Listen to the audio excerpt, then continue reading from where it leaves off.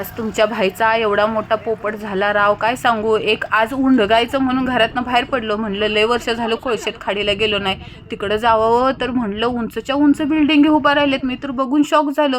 College पण तिथं तयार झालेत, पाक खाडीपर्यंत बिल्डिंग तयार व्हायला लागलेत बाबा. आणि लय मोठा पोपट झाला. इथं कोणाचा तरी साखरपुडा असल्यामुळं मंडप घातलेला होता, आम्हाला खाडी फिरायलाच नाही भेटली. तिथं बगडा बिचारा उन्हात एकटाच उभा होता. त्याच्यावर फोटो काढलो आणि घरी यावं म्हणलं तर आपल्याला महादेव भेटले. दक्ष म्हणाला महादेवाला पाणी घालायचंय बरं का. बाजूला बोरिंग होती, बोरिंगचं पाणी हापसलं आणि ओंजळीनं महादेवाला पाणी घातलं. दुसरा पोपट झाला. ह्यो पार्कच बंद होता राव.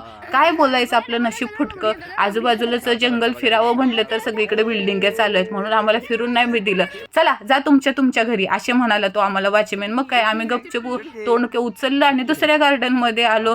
तिकडं बाबा मस्त चिटकू, राजू, टल्लू, पुल्लू सगळेजण होते. नाव मला अर्ध्यांची आठवत नाही बरं का.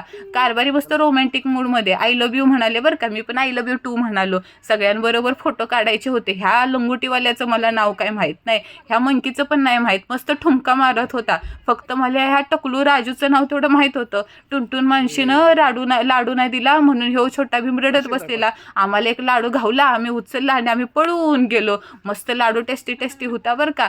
बारक्या पोरासोबत आहे ना आपण पण लहान मुलांसारखं जगलं पाहिजे बरं का. आयुष्य आपल्या मनामधलं लहान मुल कधी मरून नाही दिलं पाहिजे. मी लास्ट टाइमला आले ना तेव्हा इथलं ना कमळाचं फुल बघितलेलं होतं. कमळाचं फुल काय आम्हाला बघायला नाही भेटलं, पण बाकीची रंगीबिरंगी फुलं मात्र बघायला भेटली. एक फुलपाखरू पण भेटलं. तो म्हणाला मी जातो माझ्या घरी, आमची शाळा सुटली बरं का. टनटन घंटी वाजली आणि चिमणी पाखरांची शाळा सुटली. पाच म्हटलं आता आपण पण आपल्या घरी जाऊया. तर इथं आम्हाला सीसॉ भेटला. आम्ही झोका खेळलो, मस्त लंगडी उडी जेवढे येत होते ना तेवढे सगळे खेळ खेळलो बरं का. आमचं सीसॉ मध्ये काही जोडी बसत नव्हती. एक वर जात होतं आणि एक खाली आपटत होतं, म्हणून आम्ही दोघी एका बाजूला बसलो. झोका तिकडं वॉचमॅन वॉर्डर म्हणून हळूच थोडंसं बसलो बरं का.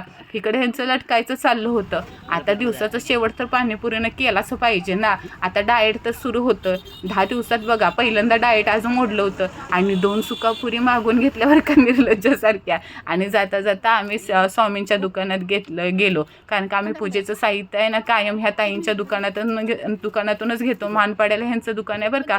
आयुर्वेदिक शॅम्पू, हिना, अत्तर, धूप, दीप, अगरबत्ती आणि तूप सुद्धा घेतलं. स्वामींचे पुस्तकं म्हणजे जेवढे आहेत ना सगळे पुस्तकं इथं भेटतात. आणि आता पुढच्या वर्षीचं कॅलेंडर सुद्धा आलेलं आहे आणि शिवाय देवारा सुद्धा आहे. स्वामींच्या मूर्त्या, गजलक्ष्मी, कामधेनू, गणपती बाप्पा, श्रीयंत्र म्हणजे सगळं काही इथं आहे. आम्हाला जेवढं लागतं तेवढं आम्ही इथून घेतलं. आणि हा आजचा काय सुट्टीचा दिवस आमचा एवढा भारी गेला ना, म्हणजे पोपट झाला राव. पण आम्ही मज्जा पण आज केली बरं का. पिलू जरा आज रुसलेलं.